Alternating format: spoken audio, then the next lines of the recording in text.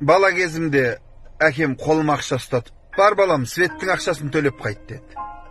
Ақшаны алып төлеуге бара жатсам, жолда адамдар некші автокөлігін лотереяға ойнатқалы жатыр екен. 3-4 билет қалды. Бұйыртса ертең ойнатамыз деді.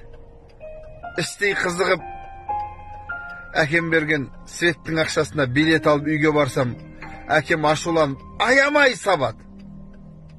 Жылап ұйықтап қалыппын. Таңертең тұрсам, есіктің алдында су жаңа некші автокөлігі тұр.